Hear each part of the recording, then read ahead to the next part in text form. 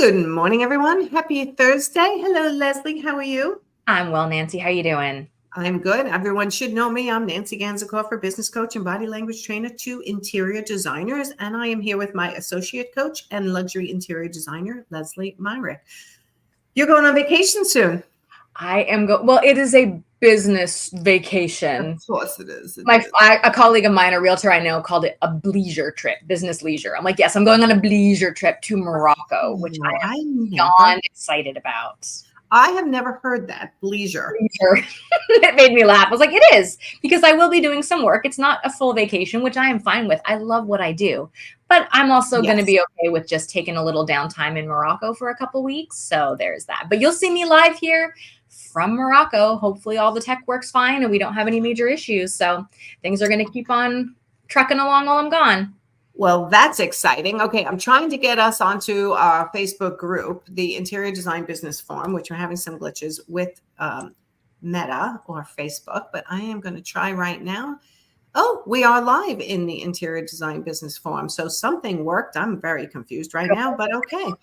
It's literally playing in the forum. So I'm like, okay. Anyway, today we want to talk about pricing, but I want to start out with a sentence that came from a podcast that you were listening to this morning about how what's going on in the economy. And this other coach, you'll know her name, I can't remember it, says a lot of people are going to go out of business, possibly in this market where they're struggling with knowing how to price themselves and how to pivot their business for what's going on in the world today.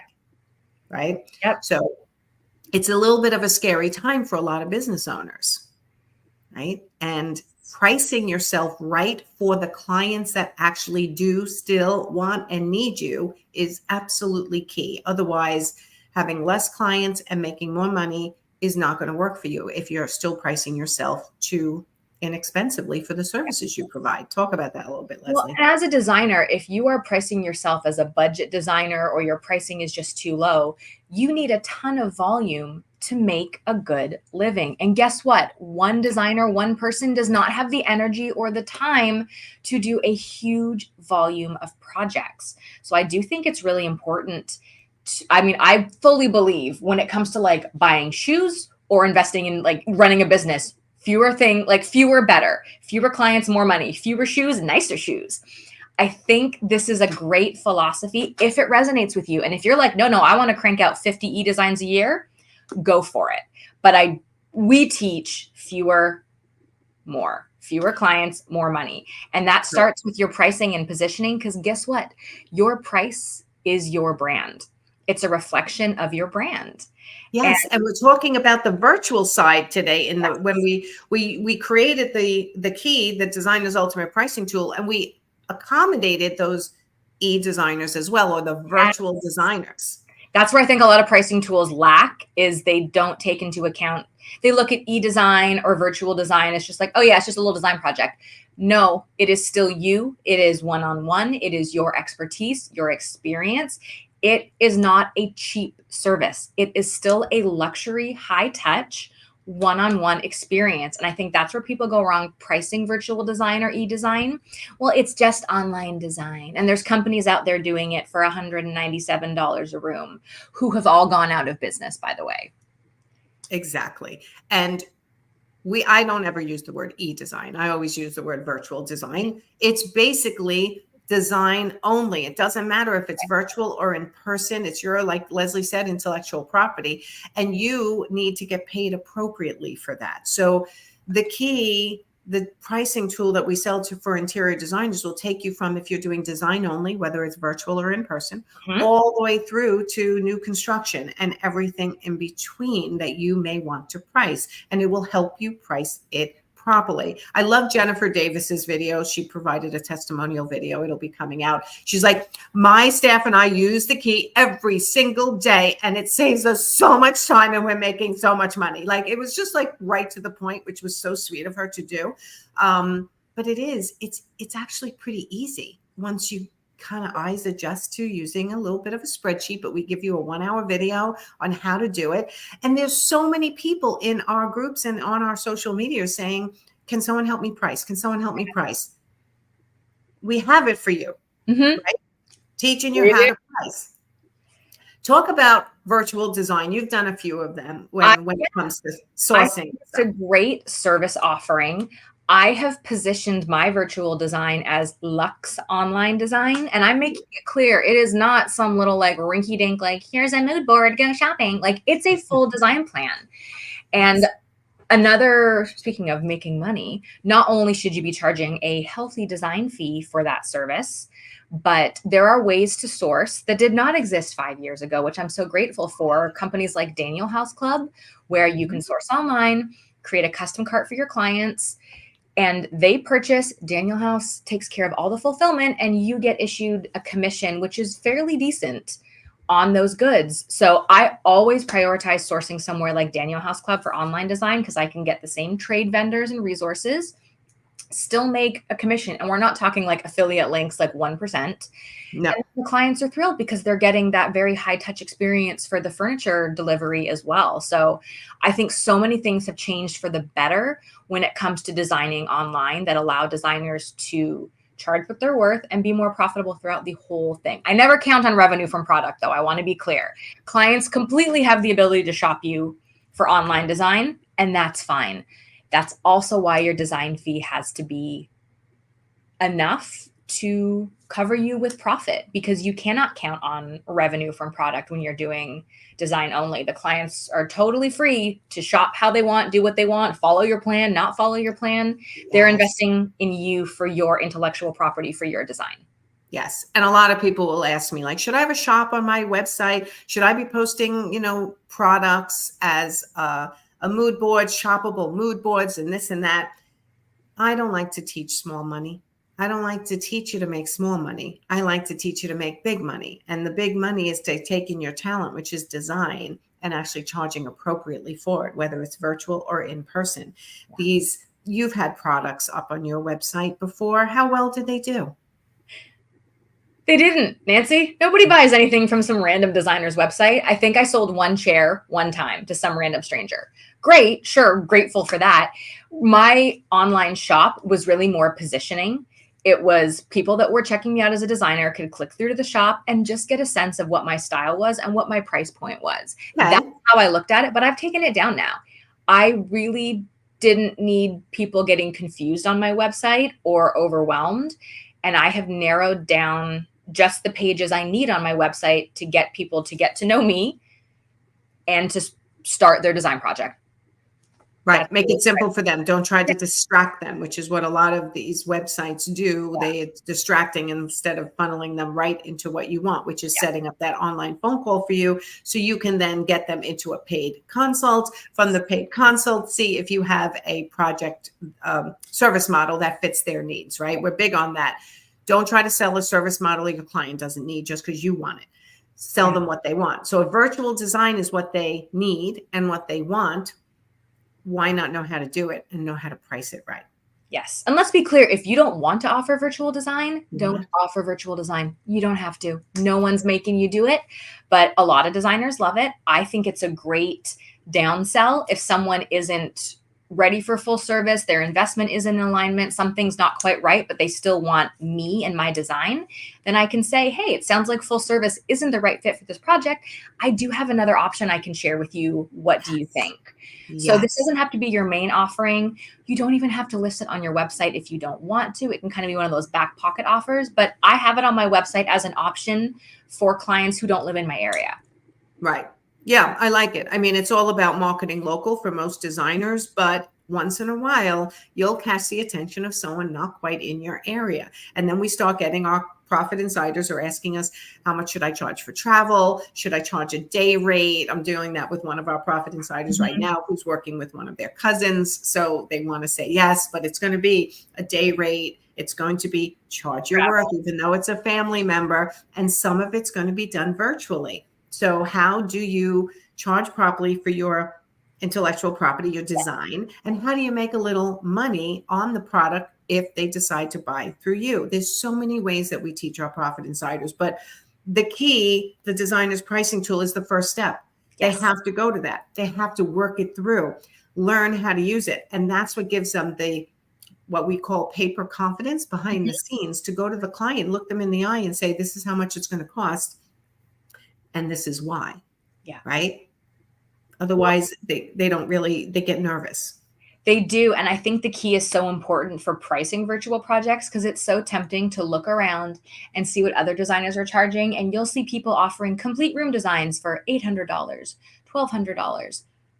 Okay. And if that's their model, if they've got a team and they're cranking these out, but please, it's not apples to apples. Please do not just be looking around and seeing what other designers are charging for e-design or online design or virtual design, because the key is going to help you figure out what is your value.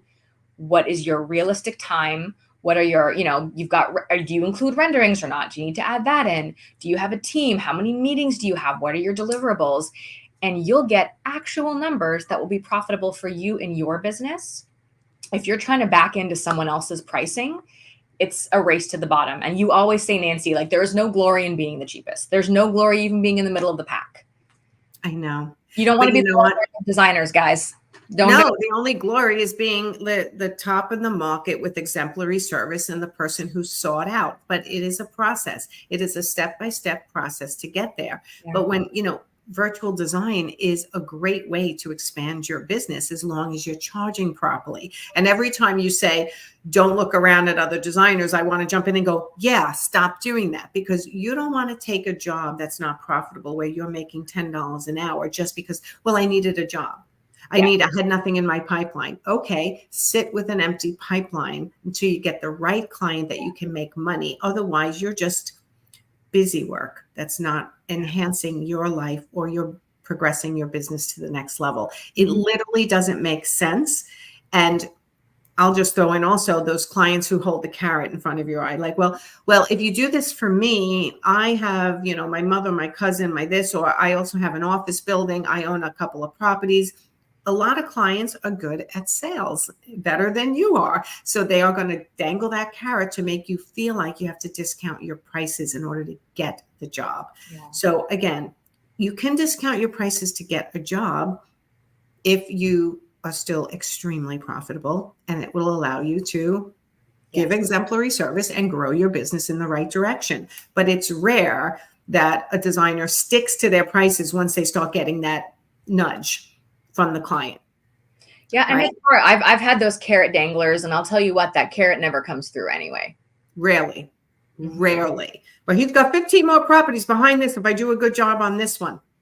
Really? So I'm going to do this one for free so he can see. Like, no, because then he knows you're negotiable. He knows you're a pushover. And I'm saying he and she, but it doesn't matter. You can reverse those pronouns. It doesn't matter. Once somebody knows they can push you in your pricing and your boundaries, they're going to keep doing it. Yeah. So this is what we teach. Use the key to price yourself properly on everything from virtual design to full construction, making sure you're protecting your interests, your hours, your time, and protecting your client simultaneously so they understand what they're getting for what price. That's transparency. What am I getting for what price? Period. Right? You don't have to tell them how much you pay for product. You don't have to tell them what your education is unless they ask. You don't have to tell them anything besides, this is what I'm going to give you for what you're paying me. Good? Sign on the dotted line and go do your job. Yep. There you go. So I know I make it sound easy, but it's not always easy because we have all different personalities. But if you start out with the key and price your jobs properly, it's going to make a huge job on how happy you are in your work life. When people come to me and go, I think I'm going to start working for someone else, it's just too much pressure. It's usually because they're just not making enough money to make it fun anymore.